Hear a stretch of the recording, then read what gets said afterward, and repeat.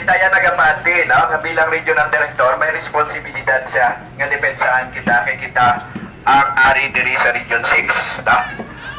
Ang una, i-endorse niya sa National Office ng DOTR kag LTFRB ang demand naton nga hindi madayon o kung i-postpone gihapon ang April 30 nga compulsory consolidation extension na ginapanawagan naton, pero sa doon lang ang mayor naton yung panawagan dari basura gidya galing para kung gusto nila nga tunan pa, willing man kita magtuon, hindi anay pag-ipatuman sa subong. No, ning una. So kapangayo kita bilang regional director, i-endorse siya ini sa national office, pamatian niya ang atong sentimento. Hindi lang ang sentimento sa kooperatiba, kundi ang sentimento mismo sa bugos nga driver, operator, kag pumuluyong naton. Ikadua, i-report sa national office ang matutuon nga kayutangan diri sa Region 6. No?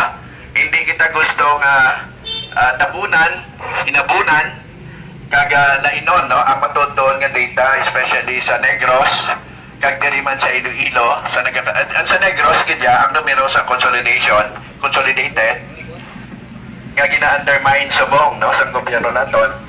Kag ang diri sa Iloilo, ang pagkaputo na yan sa mga kooperatiba, nga hindi lang simple nga cooperative problem ini, kundi problema gini kay palpak mismo ang programa ng BOMP.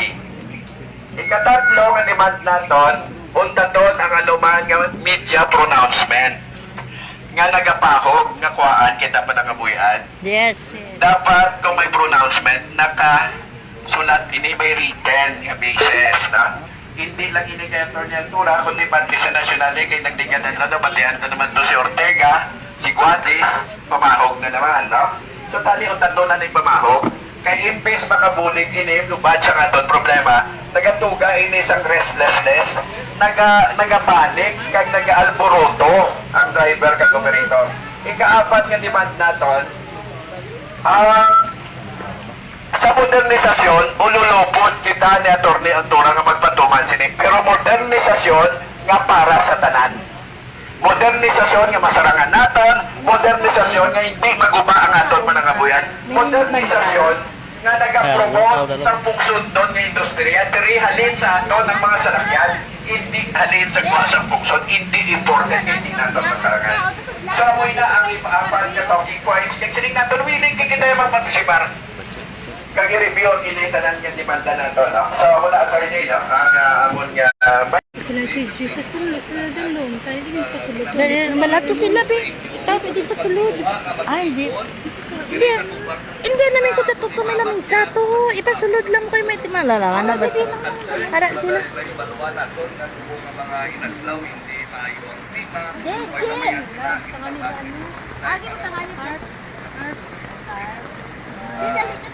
Tato na naman hindi ang Matalo na naman. Oh, dali lang. Dali na lang, Kalin. Para matanaw mo daw.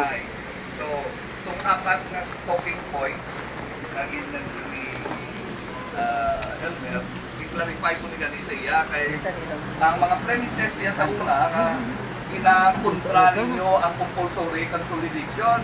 Tapos kung ang pangamuyo na i-extend ko dito ko na lang pa sa mag-istoryahan na nga gusto niya ang puntas ini na hindi na lang papatuman ang consolidation ang to nga ang mga wala nakakonsolidate hindi adversely affected. Kaya nabalaan natin na ang epekto sa deadline sa consolidation sa April 30 nagresulta na nag-expire ang mga PA ninyo. Kag ang expiration sila daw damo nga konsekwensya nga hindi tabor sa inyo. So kananglitan nga matigayon ninyo ang ginapangamuyo ninyo na dulaon ng ang compulsory consolidation kag ibasura ini ang maging resulta nga ma-revive ang inyong mga PA amo nang katuyuan. Okay, so ang ikaduha nga isyong ginaraise ng is to report to the National Office the real situation of the BOMP implementation. Sa mga statements ko kanina, napamati ako, ang mga sitwasyones na ginamensyunan ninyo, may kaangkanan man sa mismanagement sa tuo, ang financial difficulties, mga amoy na wala kami Wala na. Kung may intra-cooperative dispute, we can get this data from CDA.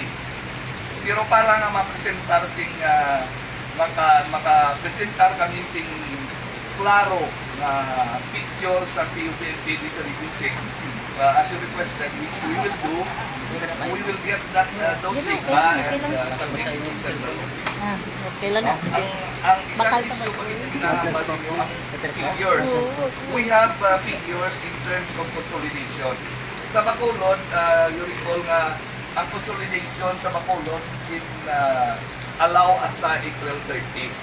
At bangod sila, ang consolidated units na to sa Bacolod ng 50% na. As compared sa nagligad na wala kasi additional consolidation na 25% lang.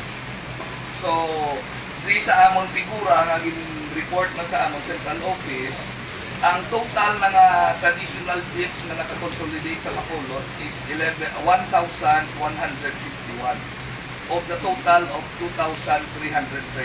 So more or less 50% siya. Why labot sila, may 580 nga modernized bits na nagabiyahe na sa dalanan sa Bacolod. So amo na ang datos. This dinasa file grid. Magambal kita nga consolidated, additional consolidation, laruan ko lang ha, kay hindi po tambalon nga kung nag-file sa consolidation before deadline sa April 30, automatic consolidated sila. Subject pa na sa review na kon. I will review individually. Sikyaron ko gid kung bala ang submitter nila nga dokumento are legitimate, hindi pike. Isa-isahon ko ni pamangkot ang mga nagpirma sa affidavit of conformity kung bala ilagi na ang pirma at naintindihan nila ang ila pirma. So kung may makita kita nga hindi sang-ayon sa regulasyon, may iban nga mataktak ina, hindi madayon ang ila consolidation, mabuhin ina. So galing ay mo nga proseso, kumo namo ni ulubrahon, palihog lang, hindi lang ninyo pag-ipresyon dito ang opisina kay ako malang ni isang mga tumato mag-manumano sini mag-iling.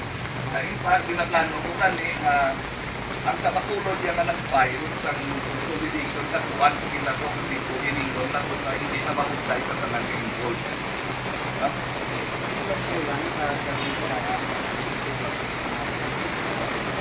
Pinatanong kasi first time ako pagpala ko tama, hindi ka wala. Ay ka pala,